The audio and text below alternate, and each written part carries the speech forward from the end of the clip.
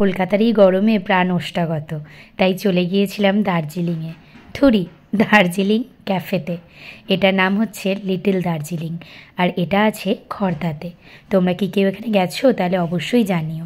আর এখানে গিয়ে আমি ট্রাই করেছিলাম দার্জিলিংয়ের অথেন্টিক স্টিম মোমো, যেটা কিন্তু এক কথায় আমার দুর্দান্ত লেগেছে।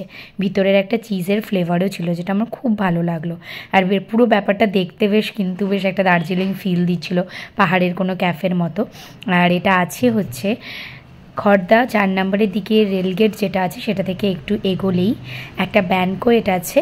ব্যানকোয়েট, তারপর WFC বলে একটা চিকেনের কর্নার আছে, ওইখানের ওপরেই কিন্তু এই লিটল দার্জিলিং। আর এই যে অন্নপূর্ণা ব্যানকোয়েটের পুরো অপোজিটেই এটা।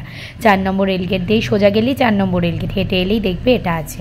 তো এখানে গিয়ে আমি মোমোটা ট্রাই করেছিলাম, আর সাথে নিয়েছিলাম একটা চিকেন স্টেকের প্ল্যাটার, যার মধ্যে ছিল smash potato, herb rice, chicken, আর হচ্ছে একটা পোচ ছিল, সাথে কিছু ফ্রাইড সতে করা ভেজিটেবলস ছিল, যেটা খুবই ভালো লেগেছে। রাইসটা তো একটা হার্ব রাইস যেরকম একটা হয় না, এটা খুব সিম্পল একটা টেস্ট ছিল এটার।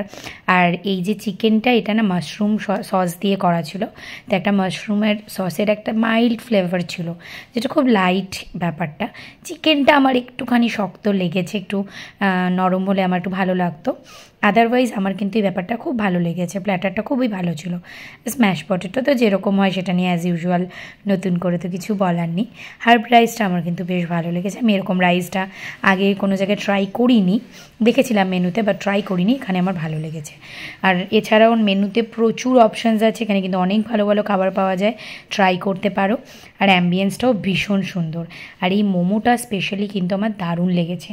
আর যদি এই মোমোটা অর্ডার দাও, এটা 5 পিসেস দেয়, এটা কিন্তু 169। আর চিকেনের যে প্ল্যাটারটা আগে দেখালাম, ওই প্ল্যাটারটা নিয়েছিল হচ্ছে 349। এছাড়াও ওখানে আরও অনেক ধরনের প্ল্যাটার অপশান আছে, তাছাড়াও নানান টাইপের লাজানিয়া অপশান আছে। অবশ্যই কিন্তু তোমরা ট্রাই করতে পারো, আর গেলে আমি অবশ্যই জানিও।